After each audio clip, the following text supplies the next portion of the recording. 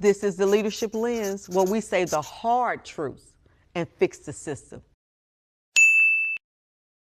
Today, we're talking about why your best teachers are being recruited right now and how to secure your core before they look elsewhere. Right now, your strongest teachers are not necessarily browsing job boards. What they're doing is more dangerous than that. They're looking inward. They are quietly measuring the distance between what this school is asking them to give and what they feel they actually have left. The internal calculation happening in the car on the way home, in the parking lot before the first bell, or in the quiet moments between dismissal and the next task is the decision you are not in the room for. We call this time of year April Exhaustion, the slow accumulation of a school year's worth of demands landing on the people who carry the most weight. The dangerous thing about it is that it doesn't announce itself. The teachers most at risk of leaving are rarely the ones who are visibly frustrated. It's actually the ones who have gone quiet. And most school leaders won't know a teacher is in that space until a resignation letter shows up on the desk. By then, it's already decided. The relationship has already ended, and now here you are completing the paperwork. Here's what the research tells us clearly.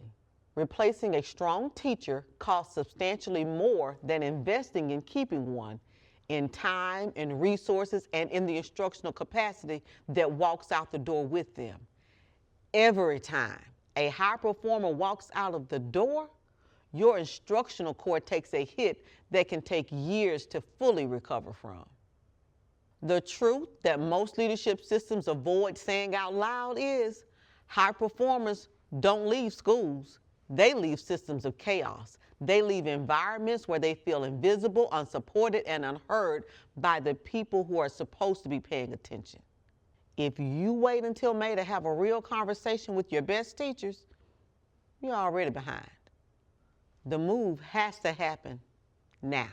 Let's talk about what that departure before the letter looks like. Typically, by the time a teacher submits a resignation, they'd been gone for weeks, sometimes months. The behavioral signals were there. Most leaders just didn't know what they were looking at. Your biggest retention risk is not the person who's complaining loudly. It's the person who has stopped speaking in meetings, stopped initiating, stopped investing energy in anything beyond what is required. I call this the silent withdrawal.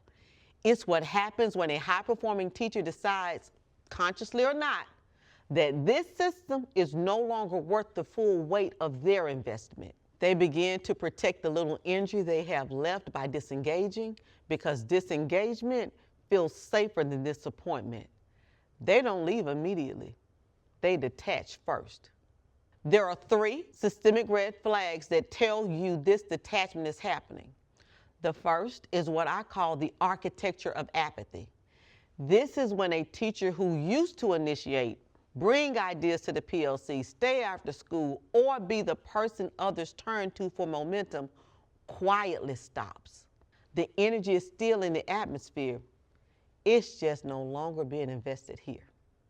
The second red flag is the committee exit. Make note of who all quietly stepped off the voluntary involvement in your building. Who stopped attending optional professional development? Who asked to be removed from the school improvement team without a real explanation?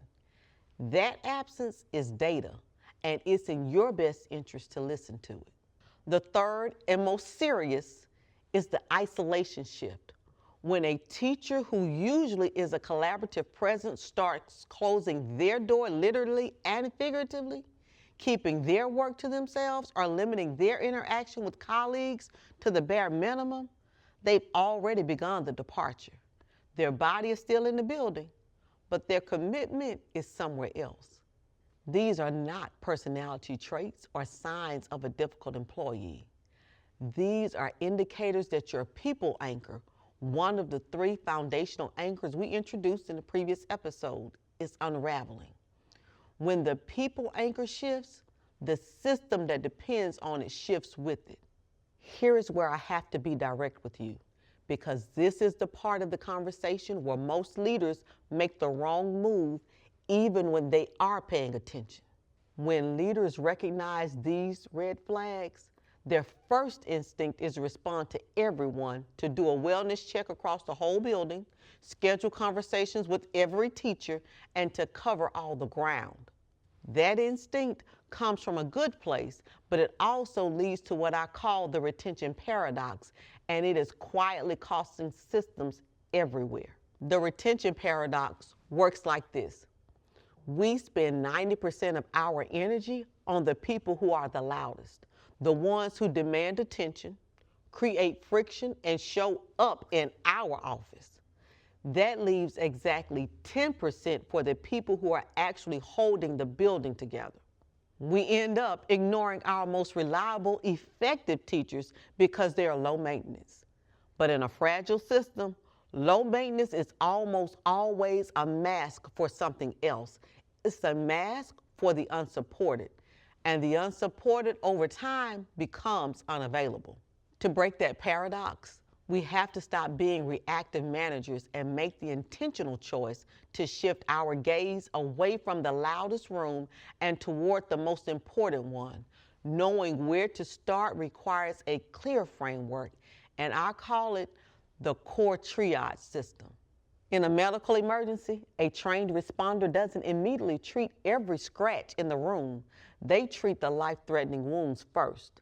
In a school system, your core architects, the 15 to 20% of your staff who carry the cultural and instructional weight of the building, are your lifeblood. If 3 of them walked out tomorrow, your building would feel it within a week. These are the people you must secure first before the wider conversation begins. I want to speak directly to a reality that more and more leaders are navigating. Running a building with significant staffing vacancies, with long-term substitutes filling roles that should be held by experienced teachers. If that's your situation, I do not want you to hear this framework and assume it does not apply to you.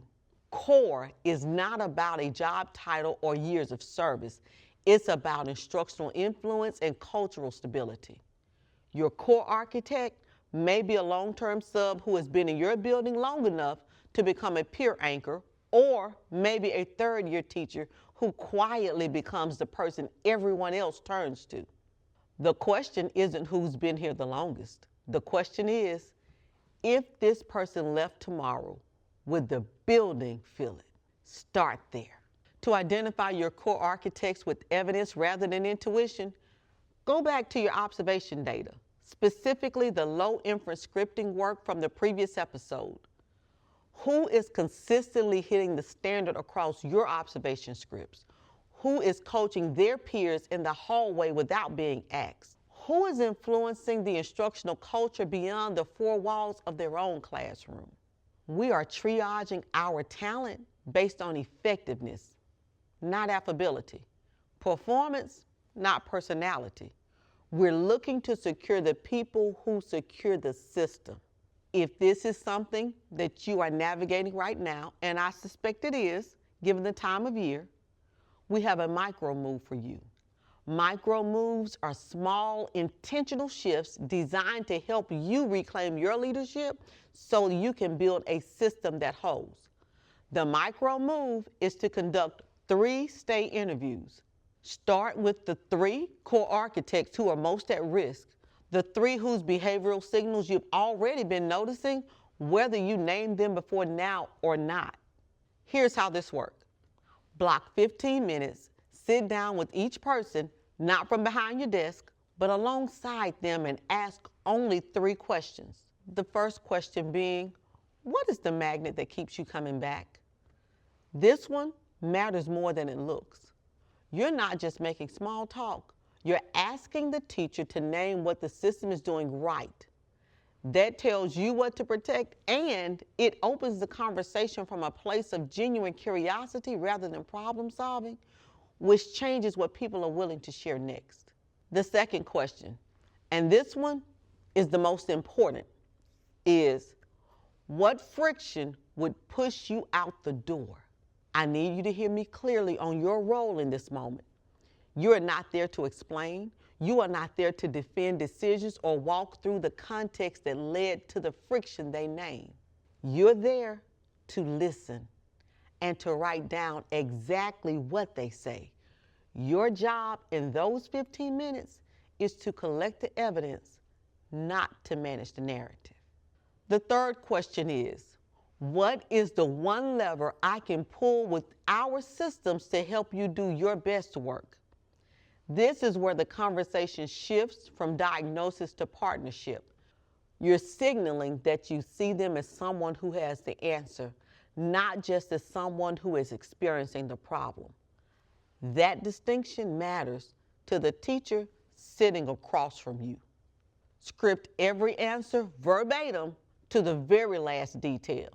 The exact words are the data. When 3 of your core architects name the same friction, even if they describe it in different words, you have not found a personal complaint. You have found a systemic link. That pattern is your action point, and now you have the evidence to act on it. Leader to leader, we cannot build high-performing cultures on the backs of people we only talk to when they are leaving. It's not that we do not care about our strongest teachers. Most leaders care deeply. The problem is that we have built systems that respond to noise, and our best teachers rarely make noise. They quietly carry more than their share, and then one day, they stop. Not with the complaint, not with the confrontation, just a letter on your desk. The stay interview isn't a complicated protocol. It's not a new initiative you have to launch or a program you have to buy. It's 15 minutes and 3 honest questions. It requires the intentional decision to shift your attention before the silence becomes a resignation, to treat retention not as something you react to, but as something you architect. Secure your core before they look elsewhere. Not because it's the efficient move, though it is, but because your core architects deserve to know that the person leading this building sees them, values what they carry, and is paying attention before a resignation letter makes that conversation necessary. That is the work. And this week, it starts with 3 conversations. To help you run this precisely, we're sharing a copy of our Stay Interview Tracker. It walks you through all 3 questions, gives you a structured space to capture responses verbatim, and includes a pattern section to help you identify when individual friction becomes a systemic signal. It's linked in the description below. Use it this week, not next month. It's micro move time. This is the Leadership Lens. I'm Jay Longino. Let's learn and grow together.